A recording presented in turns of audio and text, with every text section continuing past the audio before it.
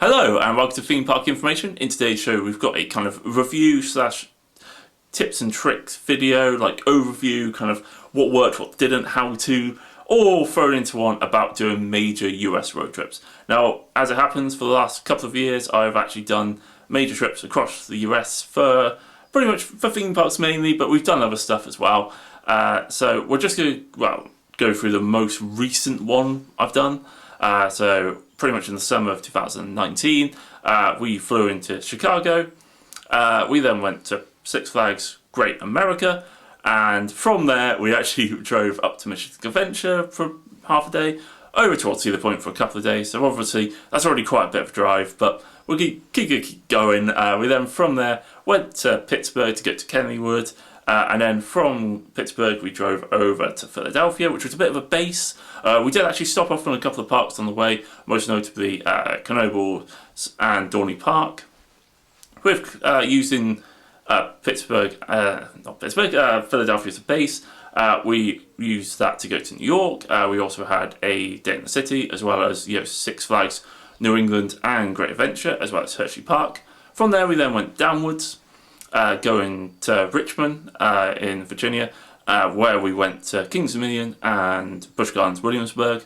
We then went down even further towards Charlotte and obviously Carowinds. From there we actually started to move across to go towards Dollywood for a day, and then we once again started to head upwards towards Louisville, where we managed to go to Kentucky Kingdom and Holiday World before heading back to Chicago to take our flight home. Now, importantly, you don't actually have to do it in a loop.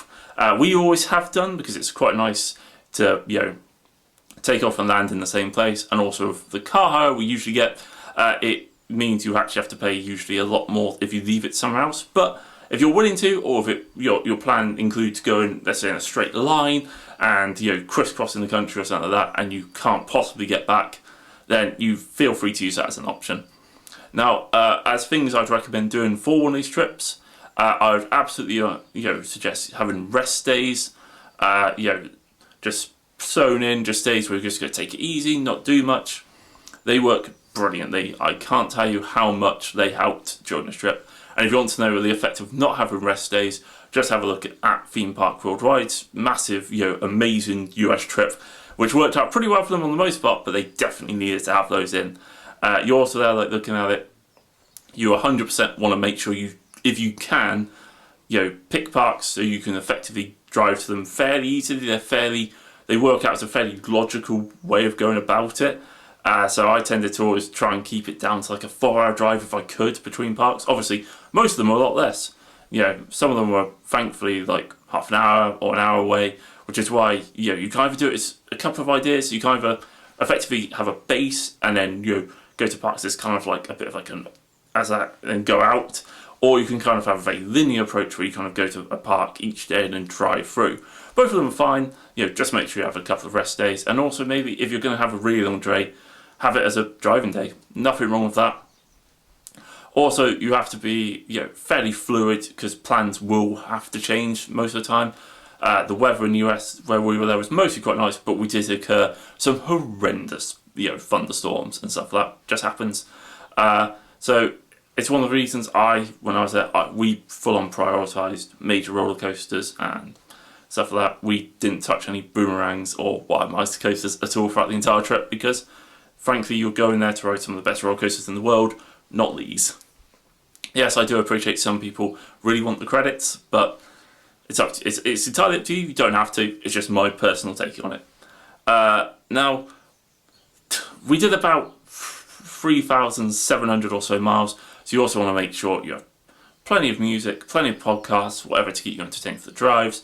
It's going to be America's a massive place. It's going to take you a while, even if you do spend lots of time planning to get from one place to the other. Overall, though, I would say our holiday worked out pretty well.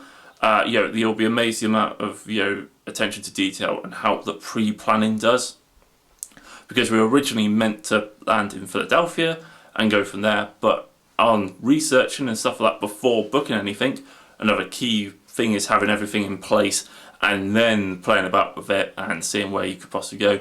Turned out flying into O'Hare in Chicago was a lot cheaper, and then it's like, we could just effectively, as we were doing it as a loop anyway, we could just move it around, and our plan still works perfectly. Obviously some of the dates change and stuff like that, but it's still an absolutely viable system.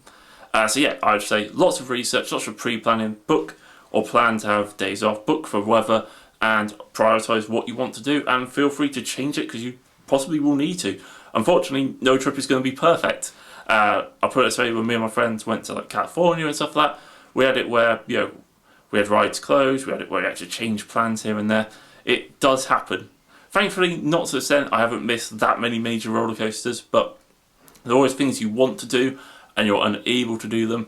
I'd always say as well, you want to make sure you have a little bit extra money with you at all times, and you also want to make sure, because it can be extremely hot, and this is just a theme park tip in general, but make sure you hydrate and stay properly as well. Like most parks will have the souvenir bottles, well worth getting.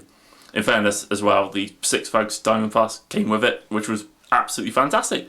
So hopefully you've enjoyed the video. Don't forget to like, comment and subscribe for more content. Obviously I'd love to hear your own suggestions in the comments below. Things I've missed. Obviously this is just a very brief overview of it, of what we did and things I'd recommend from it. If you'd like to have a good laugh, you should actually have a look at the Theme Park Worldwide video where they discuss what worked and what didn't with their holiday, and effectively like, doing things like going from Cedar Point to Dollywood is just a massive no-no in my book. Like, it's like a 7 or so hour drive. Don't do that. It's like, it will ruin your trip-ish. You'll probably still enjoy it, but not as much. It will take the edge off like a little bit if you have a rest day in between. Anyway, hopefully you enjoyed the video. Please like, comment and subscribe for more. And I'll catch you guys on the next one.